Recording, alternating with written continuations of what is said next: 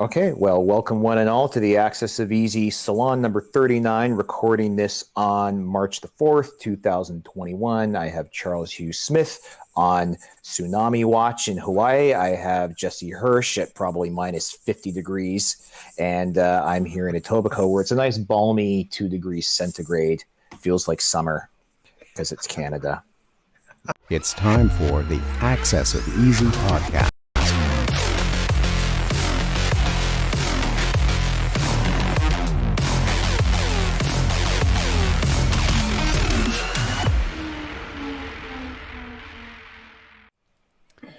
I mean, do you ever notice that prophets rarely have the problem of being right? And usually when you talk about the future, it's so far away that it doesn't arrive.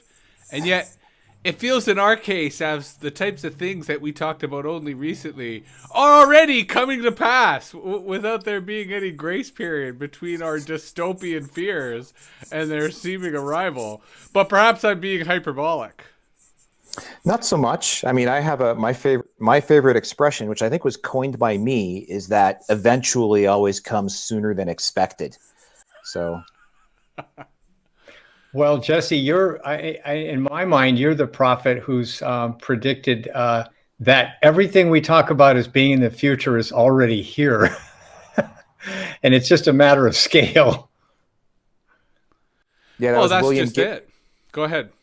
Oh, just William Gibson's famous line, "The future is already here. It's just unevenly distributed." Right. Just like wealth, which introduces the topic that we were going to talk about that we didn't have time last time, which was Mark's interest in hyperinflation and the impact of a massively distorted financial system on the real world, because that's really my interest. It's all well and good to talk about abstractions, but it's like, what impact is this gonna have on people, the nation state, the network state? Well, and I think, tied to hyperinflation is the general psychology, that predates either a massive collapse or just massive volatility or massive manic activity. And I think we saw glimpses of that in terms of the GameStop and the whole stonks craze. Yeah. But I think we're seeing it not just in terms of market activity, but cryptocurrency activity and even crypto art and NFT, the non-fungible tokens. Because the fact that virtual real estate is experiencing a boom is, for me, signs of a bubble if there weren't so many already. But maybe we're using yesterday's metaphor of the bubble for today's schizophrenic activity in terms of the seemingly ludicrous valuations and ludicrous speculation that we're seeing in any possible area. Everything just seems, I've been saying for weeks, I've been saying for years, and if you listen to my wife, I've been saying for the entire time we've been together, that everything seems like toppy and blow off top. And I even switched my thinking a few weeks ago to the idea that there will never be a drop in stock market values because the Fed and the central banks are going to inflate and we're going to get a crack up boom instead. But everything still felt so crazy off just parabolic, the NFTs that you're talking about, that I just thought this really, there has to at the very least be a kind of wake up implosion, which could be in process now. Things are suddenly those things like the ARK ETF and the Tesla, they're just not reacting to buy the dip. BTFD seems to be on pause, at least for the moment. Maybe this is going to, but I know this isn't a financial show and we're not mad money, but it's still last March's drop, the fastest 30% drop in history, in recorded history of the markets. And it was gone within a month. If you blinked, you missed. And will it happen the same way today? I think a lot of people now expect it to happen that way today, and that's that sort of Pavlovian conditioning. The Fed put, the central banks will kick the can, print money. And then again, I was reading the dying of the money for a couple of weeks now, and it all rings so true to the 1920s era. And somebody And else to was be saying, clear, what you're saying is that there's a general psychology, a general perception that a crash is impossible, and that if yes, there is a dip, that dip is temporary, and that markets are going to keep going up, which to your point is ludicrous, right? And defies logic. and even more to my point, could be correct, because that's where you start talking about high inflation. That's where you start talking about hyperinflation. Even some notable deflationists, like market commentators who have been saying inflation is not a possibility for 30 or 40 years. They've been saying this. I'm thinking of two people in particular, Russell Napier and Lacey Hunt, have been saying for 30 or 40 years that people who are worried about inflation are wrong. And they had all their reasons why. And these guys have been correct for 30 or 40 years. Well, Russell Napier turned from deflation to inflation last summer. He said, I am now in the inflation camp because the market dynamics have changed and the way the governments are responding and policy has changed, and now we're going to have inflation. And Lacey Hunt, still a deflationist on paper, but he laid out in some podcasts I've listened to, he laid out the conditions that would turn him into an inflationist. And a lot of those conditions were in the early innings of that. So it just seems like unavoidable. And to your point about the self-fulfilling prophecy of psychology, right? That once you have enough people believing in something, it doesn't matter how absurd that thing is. If enough people believe in it, it will happen, right? That's sort of the trick. And here, the example I want to give, and then let's have Charles sort of bail us out here, is real estate. Because when the pandemic started, pre-pandemic, I was already like, Canadian real estate is ludicrous, right? The prices that Canadians are paying for Canadian real estate makes absolutely no sense. There was a general perception that it's because Canadians weren't the ones paying the prices, right? That, for example, Chinese capital was buying up Vancouver, Middle Eastern capital was buying up Toronto, and that it was speculative, that people were investing in Canadian real estate as a hedge, as a kind of stable place for them to save their funds. And while there may still be some truth to that, what the pandemic has done is everyone is at home thinking about their home and thinking, I want a bigger home. So all of a sudden, real estate has become sort of a focal point for people's hopes and dreams, and we've seen an even larger increase in real estate prices, especially in relation to incomes and what people are able to afford. Part of that, to your point, Mark, is low interest rates. So people are taking on more debt, and they're taking on larger mortgages. But at the same time, I remember when at the start of the pandemic, I was getting all these Google alerts for blogs saying it's a bubble, real estate is going to burst, we're all doomed, and all of that has gone away. And now all I'm seeing is the opposite, a kind of bullish approach to real estate, which to me makes no sense because nothing has actually changed other than people's perception of the future, with the idea being that everyone is putting their money back into real estate. Again, even though it makes no sense to me. Sorry, go ahead. I'll let Charles in 1 sec, but I will just say it makes perfect sense if you think that the governments of the world over are destroying the currency. Then it makes perfect sense. It's like and our CTO at Easy is from Serbia. And I asked him, were you alive during it was still Yugoslavia, were you alive during the hyperinflation? And he's like, of course, I can't forget that. My mom coming home on a Monday night with her pay parcel and having to rush right out to buy it because the money was worthless by Tuesday noon. And yeah, well, I've got a couple of points just off of what you guys have been saying. One is I think that people are anticipating hyperinflation, but they're early. All the reasons are valid, but they're early. And that what we have to have beforehand is a deflation. And so I'm going to explain some of the reasons why I think that. But I want to start with... It's like a tsunami. The water goes out first, and everyone's out in the bay picking up seashells and taking selfies. And yeah. Anyhow, go ahead, Charles. I interrupted. You're actually, that's a very good analogy. visual. Yeah, that's right. So I want to pick up on Jesse's point about behavior, because that's really what all this economic financial stuff is. It's a reflection of human psychology, right? And since we're still running wetware 1.0, then we're going to keep repeating the same kind of psychological pattern of fear and greed and that kind of stuff. So what I'm seeing in the behavioral thing that I find interesting, that I want your guys' feedback on, is this mania of normal people that were not interested in the market and don't claim any sophisticated understanding. It suggests to me like this is my only way out of serfdom. In other words, if there's no legitimate way for me to get ahead in the real economy anymore, I might be able to start a food truck or whatever, but that space is incredibly crowded.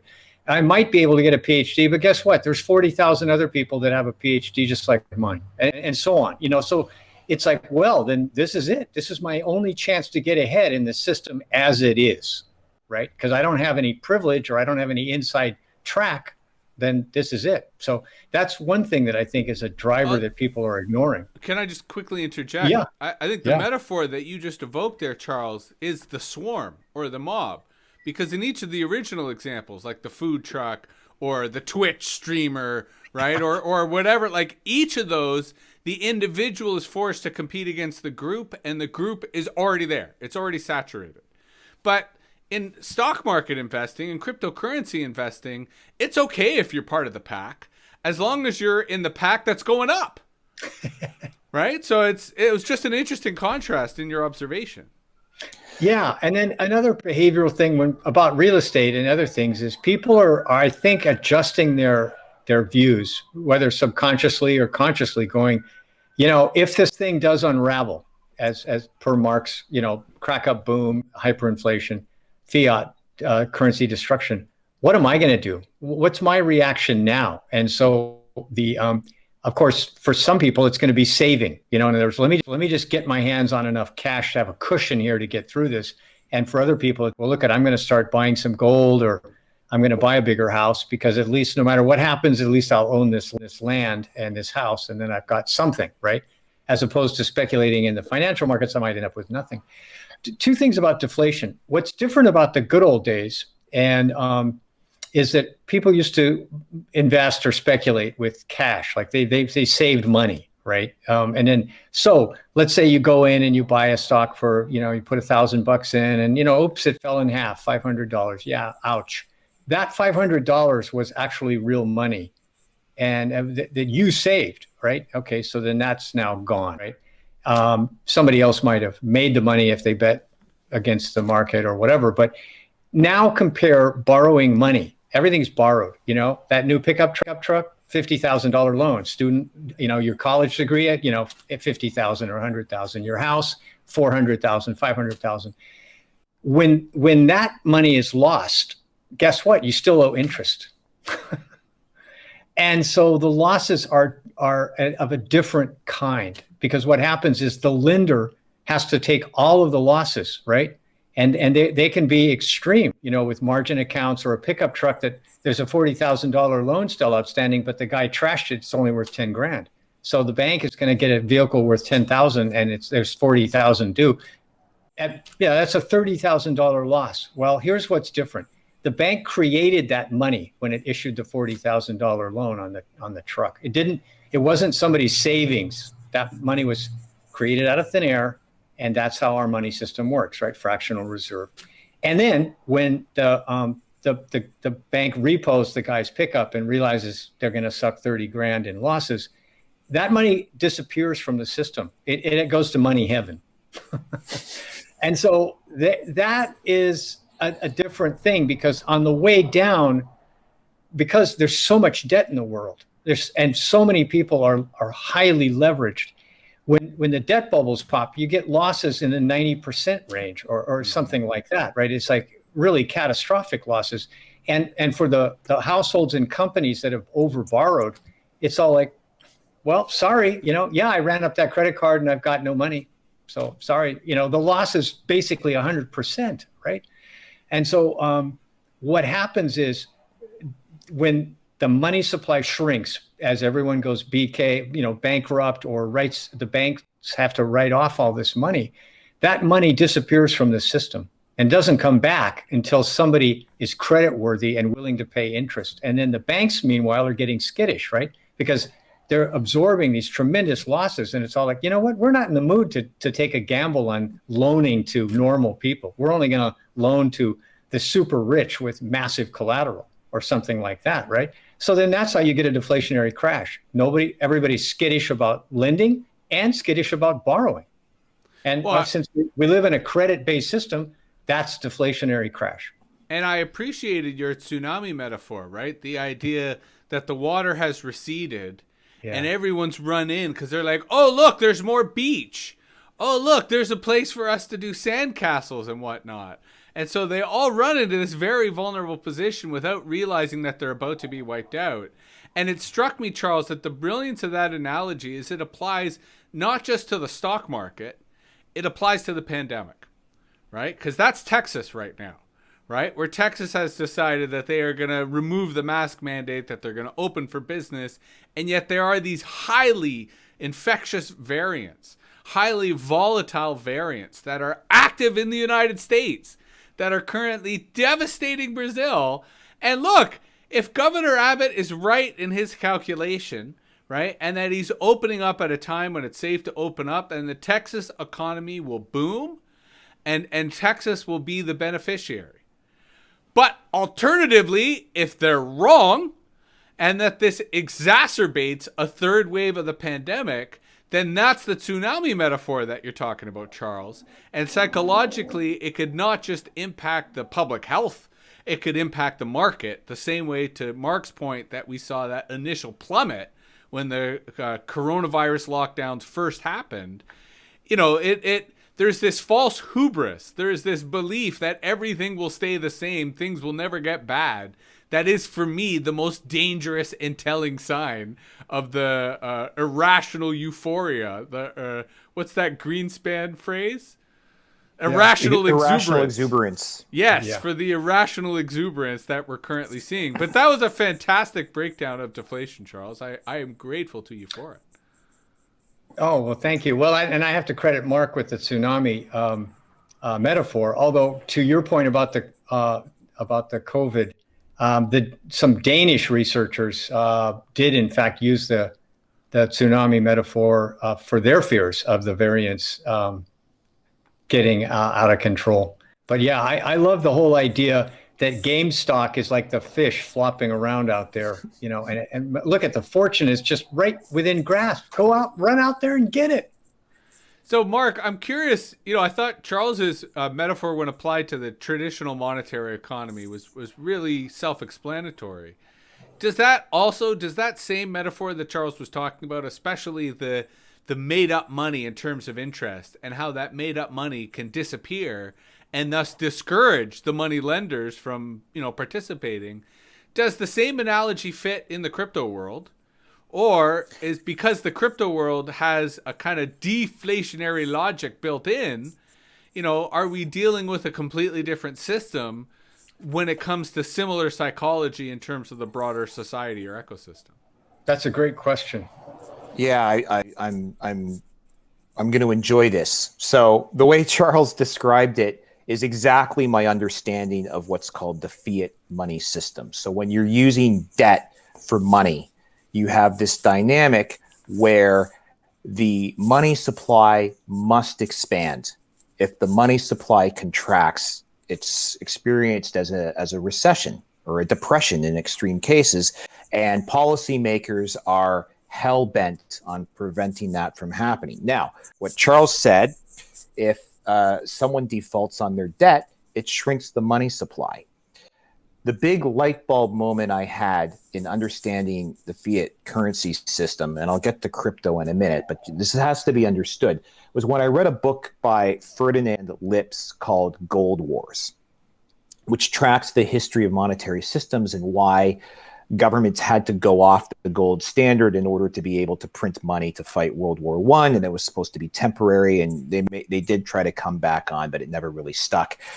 I wrote a note in the back cover of that book, and I included it in one of my posts once, that said, under a fiat currency system, basically a dollar can exist in multiple places at once. That's fractional reserve banking. So not only if somebody defaults on a debt does it cascade throughout the system, because all the other dollars that are sort of rehypothecated against it or whatever it is kind of disappear. If somebody pays back their debt, it has the same effect.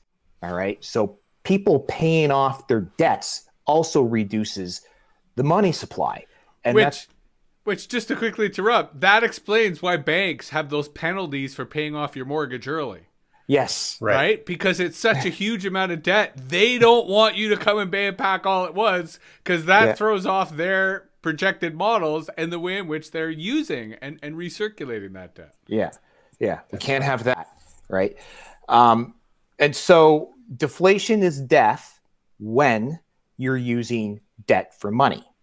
Now, why I fell in love with Bitcoin and cryptocurrencies is because cryptocurrencies are an inelastic, non-debt-based money. So a famous quote that I use a lot was John Kenneth Galbraith, who wrote in A Short History of Financial Euphoria, something along the lines, I don't have it memorized exactly. He says, whenever a new form of money, like whenever something comes along that's celebrated as a new form of money, closer inspection reveals it to be ever higher leveraged debt instruments. So usually people come up with these weird debt derivatives and they call it's a new way of looking at money. And it just sort of adds to this dynamic. When I discovered Bitcoin, I realized here we have a new economic asset that is not debt-based. This is not debt. And so in this case, deflation, the deflationary characteristic of Bitcoin and cryptocurrencies has an opposite effect, especially on people who are saving money. So it's not that the pile of debt has to keep growing so that the economy doesn't shit itself. In this case, your savings, the money that you get off the table from performing goods or services or getting paid or running a business, it increases in purchasing power as the deflationary properties of it exert themselves or express themselves. Let me interrupt you and ask a question there, because this is another area that I still remain confused. So I get the argument there, but what's the implication of that argument? So if people who are saving, right, and I'm seeing this play out with the HODLs, right, the HODL types, that if people are saving and their savings is at least psychologically always increasing in value, what incentive do they have to spend that? And to what extent are you disincentivizing people from spending? Because, it's like a lost opportunity. That if they spend it now, they're losing a future, because if they held on to it, it would be more in the future, if I'm phrasing that correctly. You have it right, and it's a known dynamic, but I think the theoretical basis of it is this: your cost of living goes down in cryptocurrency terms when you're holding cryptocurrency and even using it to spend, because in fiat terms, that value of the crypto may be going up, but I look at that as the purchasing power of the fiat is going down. Okay. So what happens is your cost of living is decreasing over time the more you save. And when you spend your crypto, you're spending smaller and smaller pieces of it. So it's not that, so you may be giving up. People joke, you joked, what happened to the Bitcoin I paid you for that Bitcoin summit? You said, I probably gave it back to you to renew my domain names, and then it became worth a ton of money to me. Okay, well, that was because the fiat in I guess strictly hypothetical or theoretical terms was losing its purchasing power against the crypto. But the important part is this: I graph our cryptocurrency transactions from 2013 through to the present time. Okay. And what I see happening is an increase in transaction volume as the cryptocurrency economy grows. I see a line that starts the average value of the crypto going down as crypto becomes more valuable, but the size of the transactions are getting smaller and smaller and smaller and smaller. So like in 2013, you would pay us 0.01 cryptos. Now you're paying us 0.00001 cryptos or Satoshis or whatever. And there's a book on this called Paper Money Collapse by either Schlichter or Pento. But sorry, go ahead. You're helping me understand this, and I don't want, although it may be relevant, I don't want this salon to become, us just learning us exploring the monetary and economic theory of Bitcoin. But so are you, like, the money that you are making off customers and them paying those Bitcoins, are you doing anything with that? Like, are you using that for salaries? Are you using that for your R&D? Are you using that for business development? In the sense that, is all of this going into a new kind of savings for the company, or is there? Because what I found fascinating about your description was the correlation between fiat and crypto, and so I'm curious where in an organization that relationship takes place, in the sense that, are you using those crypto revenues to finance operations or to finance expansion? Or is that in and of itself just savings? So we keep it on the balance sheet for the most part.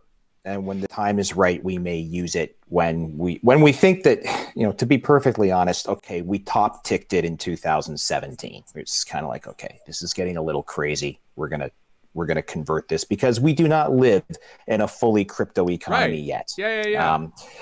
But for the most part, I mean, I'll take credit. We anticipated the trend. We were doing since 2013 what MicroStrategy is making headlines for doing today. And I've always said, I love crypto. I've never put a dime of my money into crypto. I've earned my crypto through business ownership, and just you take it in, and the transaction volume is low enough. You put it in a pile over here, and you just keep it on your balance sheet as like a reserve asset. Yeah. Sorry, go ahead, Charles. Yeah, let me interject. Let's just take a worst case scenario, which in the crypto world is, let's say somebody bought in at the top at $19,000 in 2017, right? And then they get disgusted, 6 months later, it's like, I'm out, I'm done. So they sell it for 6,000. Okay, they lost, right? They lost a lot of money. They lost basically 2/3 of their money. The difference between the kind of the debt-based money is, like I said, the person basically borrowed the $19,000 or even half of it on margin or whatever. Now they owe interest on that loss. Whereas with the Bitcoin, they did lose 2/3 of their cash, but they had that was actually money, however we want to describe it, that they had in an account somewhere, whether it was in bat guano futures or silver coinage or another crypto or some fiat.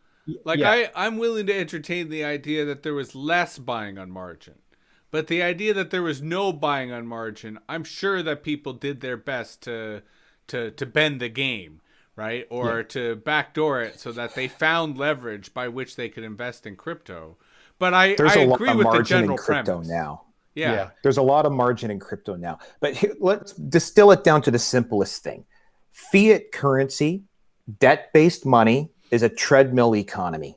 Okay? You've got to keep making and spending and speculating to stay ahead of an inflation rate that's actually targeted by the policymakers, and people really don't understand what inflation is. So I understand that part. It's the Bitcoin stuff that I don't understand. So why is Bitcoin not that?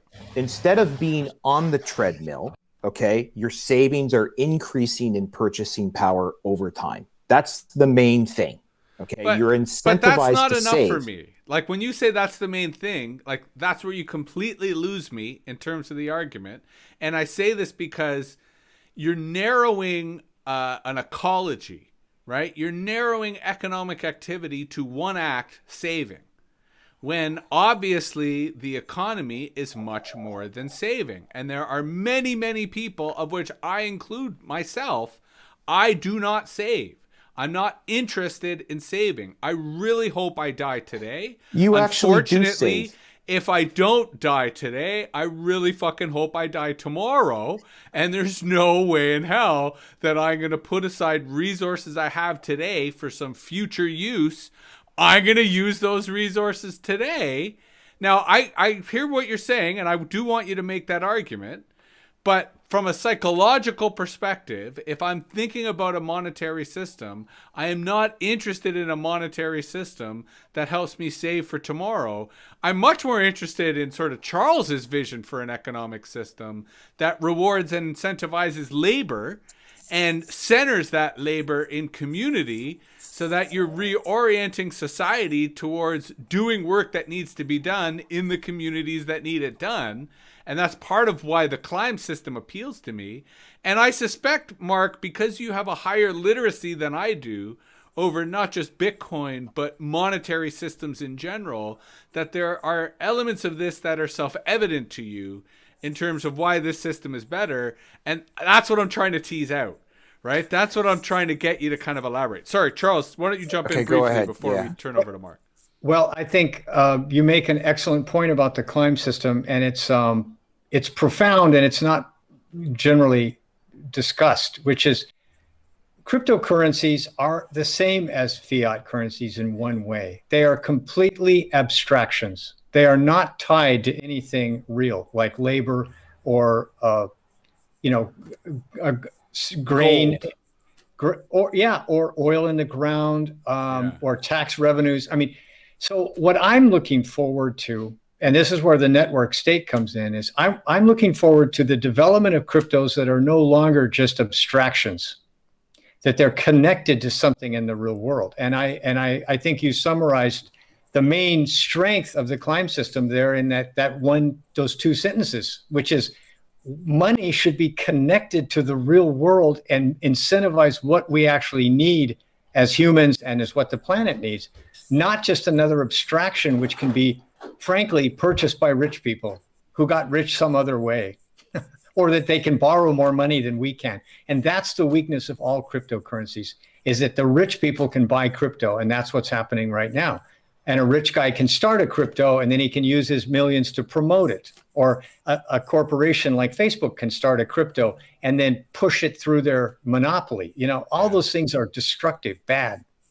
So I'm looking forward to a crypto that's connected to something in the real world.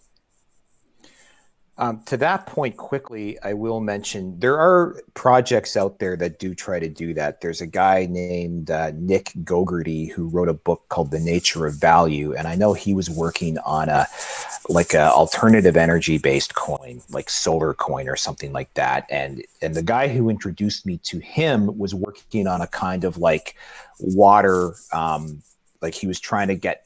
He figured out that the state he was living in had this really inefficient way of using water, and if he tied it to like a cryptocurrency, it would work. But what I'm going back to is what you're hitting on, Jesse, when you're trying to tease out this difference is something actually that Charles talks about a lot, and it's the difference between money, currency, capital, and wealth, right? And they're not synonymous, but people treat them as they are. And so you say you're not saving, but you are saving. But what you are actually doing is you're forming capital formation, and your capital is pretty well agricultural resource. You've got a farm, and you're working your farm and knowledge. So that's a different kind of capital. But so don't tell yourself you're not saving. You're saving every day. I guess if I could clarify, and maybe this you can help inform the difference, because I like how you broke down money, currency, wealth, and what was it? Power? No. Capital. Wealth. Capital. That's right. Capital. Yes. Money, currency, capital, wealth. Yes. And so to your point about me generating capital, right? I want all of that capital to be working for me. And that's why I asked you the question of whether like the cryptocurrency that your business was accumulating, whether that was going to things like labor, whether that was going to things like R&D or operations. Because if I could, like everything I have, I want working. So my land, I want growing food for my animals who I want making food for, so like every single piece of capital I have, knowledge, land, livestock, money, I want all of that active. I want none of that sort of saving in something that's passive. And maybe I'm being simplistic in the way in which I think of that versus your sort of understanding a more fluid approach. Because the other area that I'm maybe confused or ignorant is if I give my money to a bank, they're going to reuse that money and lend it to somebody else, right? And that's part of the way that interest is able to be created versus my Bitcoins are my Bitcoins, right? And they sit with me. And, they're not as if I'm turning around and letting someone else use them.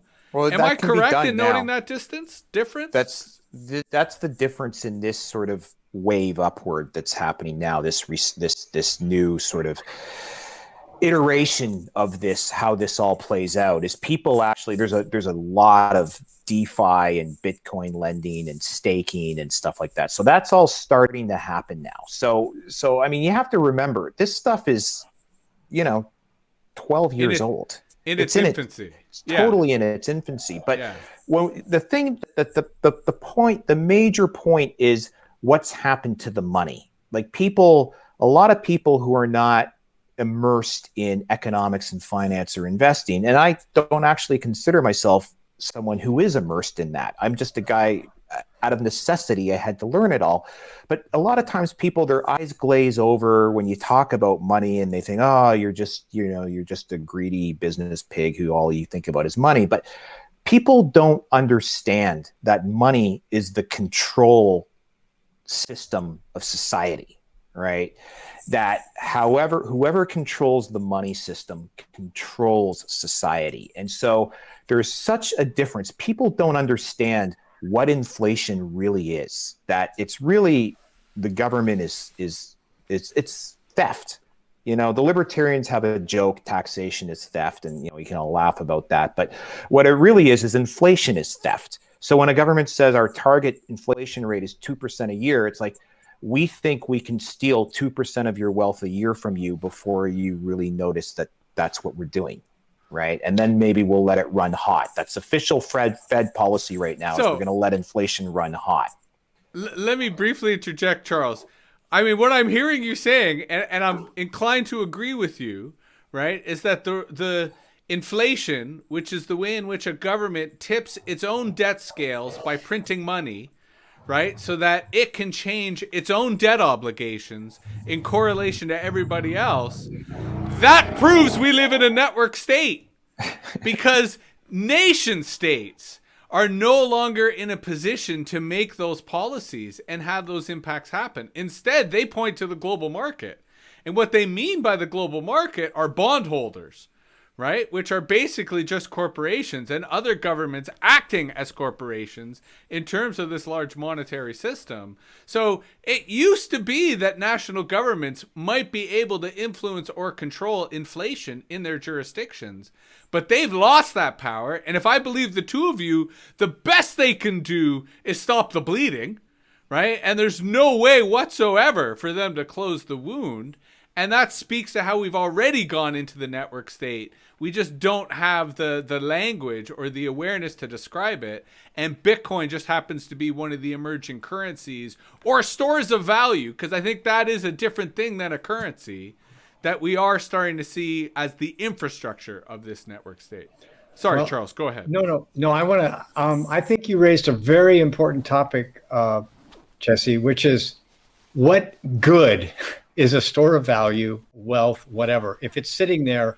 And I think it's a very important point, because the implicit understanding behind hoarding gold and Bitcoin, being a hodler of these stores of value, is implicitly no one wants to be the person. And we all know these stories. Many of them are actually documented, right? Where some guy lived in like a rent-controlled apartment in New York, and then he's discovered to be worth millions, right? Because all he did was hoard every dime. Or in some people's cases, they bought modern art, and they happen to have a really prescient view of who to buy.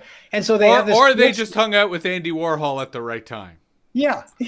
Anyways, they die having scrimped and saved, and then they leave these fortunes in the millions or tens of millions. And so you go, well, wait a minute, is that the point of life? In other words, is to be a hodler and then you die?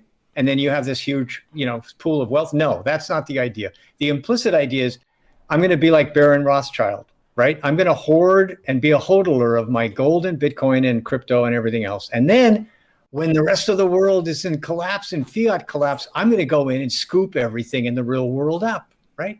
Like buy when there's blood on the streets. Now, is this the kind of monetary system we want?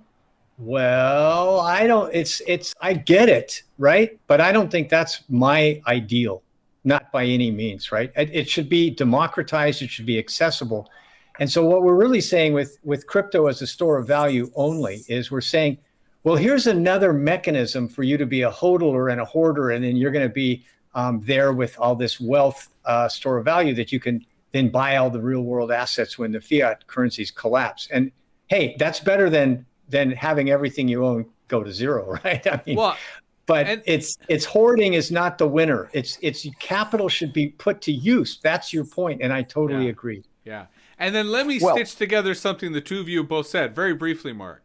Which is, Mark, I think you were spot on when you sort of, and I'm paraphrasing here, described the inherent union between money and power, right? That money and power are two sides of the same coin. And earlier this week I gave this annual talk I give at U of T, and I talked about how universities are broken because they have political departments and economics departments when those two things should never be separate.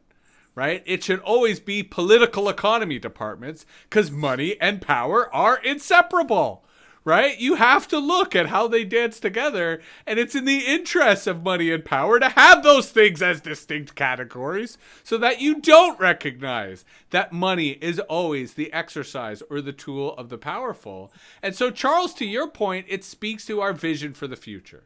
That when we have money, when we use money, when we think about our monetary system, it is a futurist act, right? It is an exercise in what we want our future to be, or to your point about people who think it's all about to collapse, and that's why they're putting their money somewhere, is because that's their projection of the future, right? It's a dissident's vote. It's like, this system is corrupt, or this system is broken. I don't believe in it anymore, so I'm taking my money out of it as my own kind of lack of confidence or projection of the future.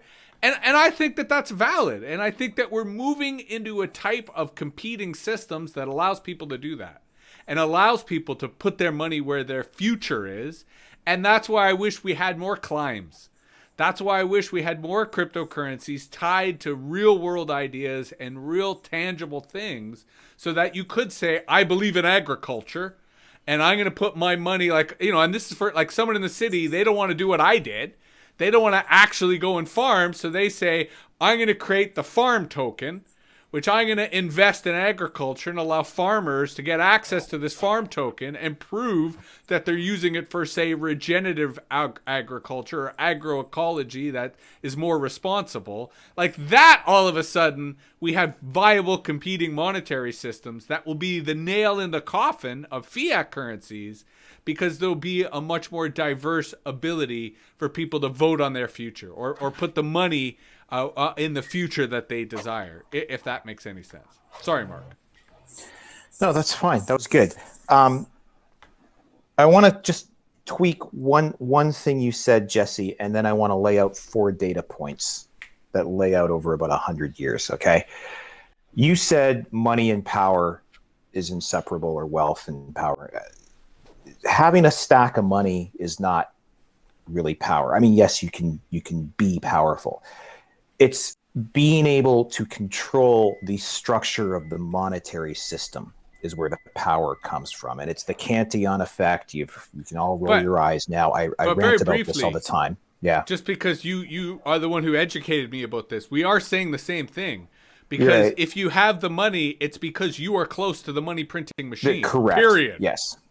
So what people tend to not really grasp is what happens when you detach what you're using for currency from some kind of immutable measure, right? That at least, because when you have that connection to an immutable measure, whether it's a gold standard or a blockchain or even just a government that has fiscal discipline, then you realize that life is a series of trade-offs. Every interaction is basically, is this worth more than what I'm getting? Is it like everything is a trade-off, and you face that constant reality that there is no ultimate systems. Is just life is a series of making educated guesses and trade-offs with imperfect information. Adds a whole different dynamic to life. But now we live in a world where it's like, oh, we'll just print up a bunch of money because we have MMT, and we're going to solve racial inequality and climate change and everything, and save the whales. Like that's the mentality now. But hold on, I think you made a leap there that I just want to push back on very briefly, because I just argued and you agreed with that our monetary systems reflect our futures. So it makes sense that people would see money as a solution to the problems you cited.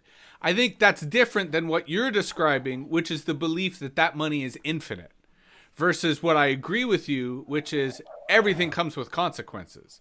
So every decision you make, you're using limited resources, and therefore those resources are not going to be available for the next decision, in contrast to what you're criticizing, and I agree with your criticism, the false belief that you can infinitely make up these resources, which neoliberalism kind of believes, that is ludicrous and is not grounded in reality. And MMT is the official canon of the central bankers now, and that's what they believe. But okay, the data points, okay? I'm just saying we don't need to use jargon if we want to have an audience that understands us. Okay. But otherwise, I get what you're saying. So I guess it was about 100 years ago, my great-grandfather, my mother said when she was a child, she used to peek in the window at her grandfather. Have I ever told this story before? He was just sitting on the bed, and he would pour he had one bag of gold coins. He would pour it out on the bed, and he would count them back in, and he would pour it out on the bed and count it back in. And he was the grandfather who went off his rocker. Why did he go off his rocker? This was 1920s Germany, and his business partner convinced him to trade in his golden Reichmarks for the new paper marks right before the Weimar inflation, and he got wiped out. And he kept one bag of gold coins that he didn't cash in, and he spent the rest of his days counting and recounting his last bag of gold coins in and out of a bag. And Mark, you have inherited this family trauma, and you're still processing it today. My mother told me that story many times when I was a kid, and I grew up saying, that is not fucking happening to me. That is not happening, right? So my dad, okay, so 70 years later, whatever, my dad retires from General Electric, right? The unassailable company that just can't fail, as goes. They say it about General Motors, but the same was for General Electric. As goes General Electric, so goes the economy. He was just a shop floor guy, 30 years on the job, gets the pension, right? Retires. My mom, my dad lived comfortably off of his pension for the rest of their days. And I look at that and I think they're the last generation that actually could do that, right? Nowadays, and when I was that age, I kind of did the math and I thought, if I can get $1 million off the table when I grow up, I can stick it in the bank at 7% interest, and I'll just make $70,000 a year. And that's like more money than God. Like, it was inconceivable how I could. That was 4 times as much as my dad's salary that he was raising a family of 4 on. And I thought, okay, so I want to briefly push back, and then Charles, by all means, jump in. All right. I mean, I never got thought to my last data point, but go ahead. Oh no, okay, then we'll come back to your last data go point. Ahead. Finish but I got to point. make an important point, because I think you're making a very powerful argument. Right. And you're making a powerful argument both for the kind of social safety net that allowed for that retirement to happen. Right. That allowed for a blue collar or even a not blue collar to have a job at a company and have long term stability. Like, that is an important value we have as society lost. And I think it's important to get back. But I want to point out we never had it for long anyway. At best, it was 2 generations, maybe 1.5. So it's a very tiny sliver of golden years in the horror that has been human civilization and tyranny. So I agree. It is something we can aspire to. But what I'm suggesting is, making it seem as if it was contrary to what your grandfather's experience, I think, is more likely. that people had amassed a certain amount of gold and some robber came and stole it from them, whether state or brigand. It makes no difference. That part of the story is recurring, I think, throughout history. So, sorry, what was your last data point?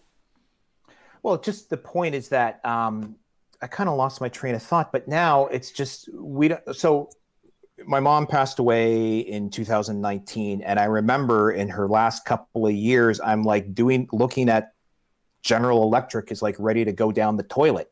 I'm like, Mom, how much of your pension income is from Dad's old pension? She's like, like, how are you going to be if GE goes down the tubes? And she's like, it won't be pretty, but I'll be all right. And it's like, okay, well, we'll figure out. But so it was almost like a race to the grave between my mom and General Electric. And as morbid as that sounds. Especially because you end up wanting your mom to win that race. Yeah, I know. And so, and then now today I think about, okay, like if I got $1 million off the table today and stuck it in the bank, I'd earn $300 a year in interest. And it would cost like 70 grand a year is not more money than God. That's pretty well like middle class Toronto. Well, and to my earlier point about psychology, if you knew that you were going to get 70 grand a year, you were more likely to save it because you're like, okay, I'm going to get a return. But when you're not getting anything back, then you're more likely to put it in something ludicrous like digital art. Or, crypto kitties. Right. Yeah. I mean, that's why I'm fascinated by the psychological effects and the transformative effects. Because a point I made after last week's show that I should make again here is the idea that if you are playing the GameStop game and, by chance, your $50,000 investment becomes a $500,000 investment, that is a kind of trauma. Not bad trauma, as happened to your grandfather, in the sense that his trauma, hurt him and devastated him. But it is a kind of trauma in that it creates a permanent imprint, an emotional, neurological imprint in your brain that changes your behavior forever. In the case of your granddad, it was regret, right? It was, he fetishized those gold coins as a symbol of his regret, of lost wealth. But for GameStop people, it could be the opposite. It could be addiction, right? That it primes them to this opportunity. It primes them to this reward that comes from risk. Whether they ever get that reward again in their life is statistically unlikely. But the fact that they'd had that transformative event will change their life permanently and cause them to go after it. And that's what I worry about in terms of the volatility, not just of GameStop, but of these crypto markets and the ludicrous gains that people are going to keep chasing at the risk of increased volatility, because they will tolerate greater losses. They will tolerate greater uncertainty because they're chasing that white horse, that lady on that white horse. They got to find her, and, she will never be captured. Well, I made a note, Jesse, of your exact words because I thought they were quite profound. You said it in terms of it being transformative. The phrase you used, as I wrote down, was intense emotional experience. Yeah, that's the imprint, and I think you're absolutely right. And what it does is it changes your risk perception. And of course, this is when you get killed. That's when you get killed, is your sense of risk gets skewed by an intense emotional experience, like getting away with something, that was dangerous. You go, well, I can handle this. I want to end my comments with 2 points. One is that we touched on, Jesse mentioned it, and so did Mark. You both touched on the idea that what we're really looking for here is a variety of money, like a diversity of money types where everybody has a choice. And that's the problem with fiat currencies, is we're stuck with whatever we have, right? And so cryptos has been the revelation, in my view, was it gives us another kind of variability or variety. And I'm looking for more of that. In other words, when somebody does tie a crypto to something in the real world or to labor, then we're going to go like, wow, that's fantastic. I can get a crypto that's actually backed by farmland or by farm commodities or something. I'm going to buy that. And so the variety, the variability, the diversity of choice is what we really want, because that's what democratizes money, is, not just, issued by a government or whatever. My last point is, I'm going to refer to history here, because money has a long history. And if anybody wants to start an investigation of money and wealth and all that kind of stuff, I would recommend one of the books being David Graeber's Debt, the First 5,000 Years. That explains a tremendous amount about credit, debt, and money being all facets of the same thing.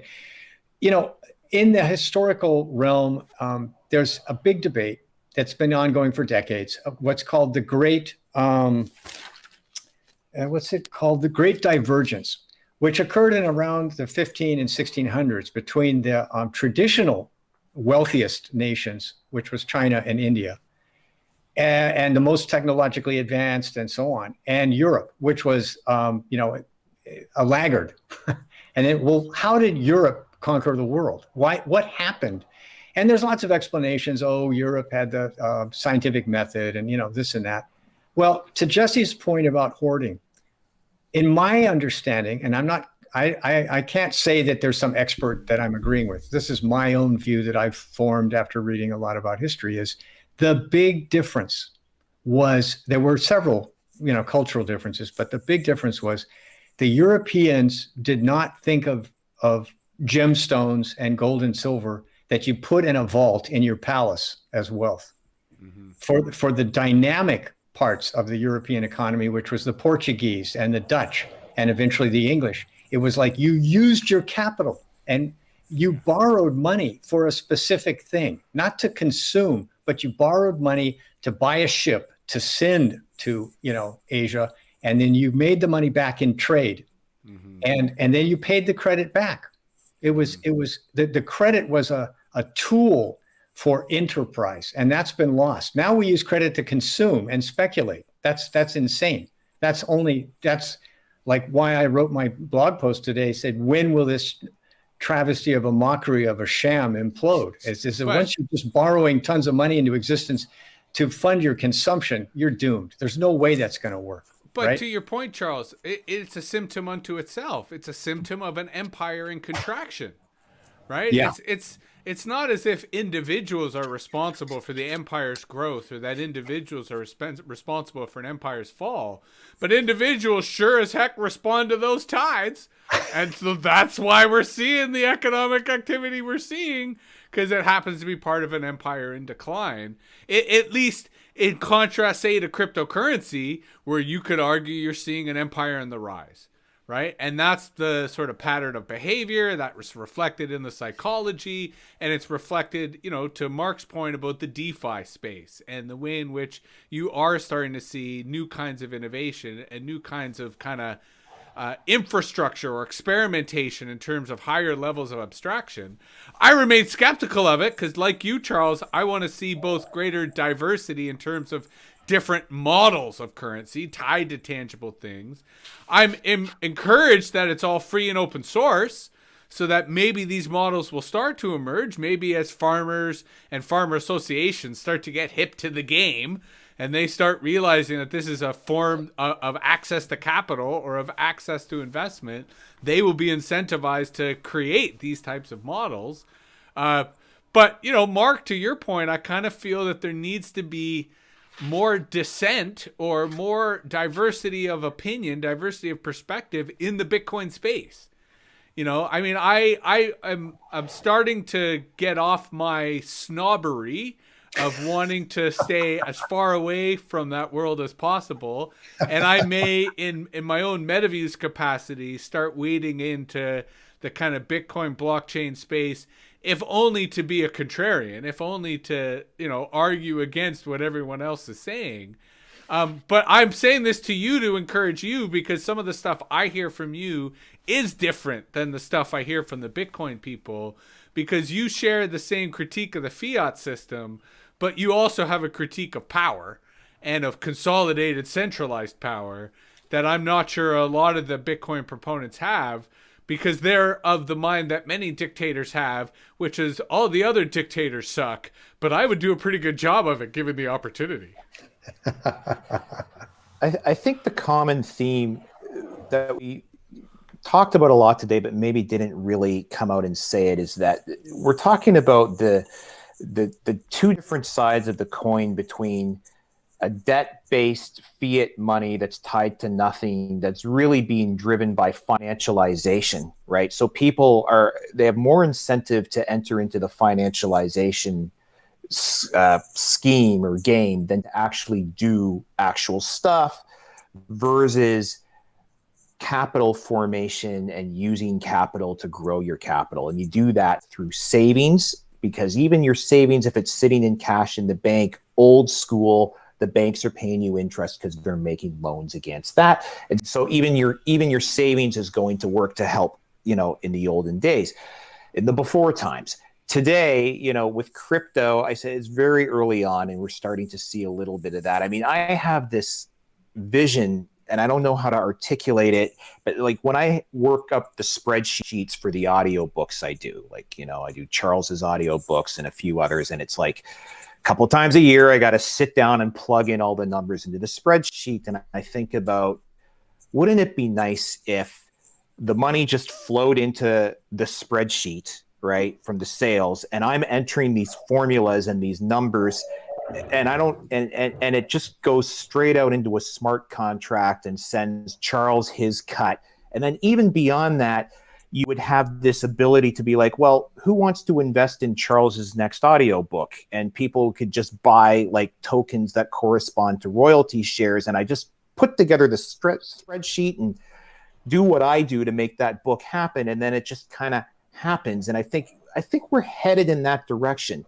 And I will say, after our last episode, when we talked about decentralized social media platforms, Adam Levine from Let's Talk Bitcoin, and he works at CoinDesk now, like emailed me. He said, "Oh, I gotta show you something that you guys were talking about last week." So now maybe he'll see this episode and he'll email me again and say, "Mark, I gotta tell you where the crypto space is going. You're really gonna like it." So I'm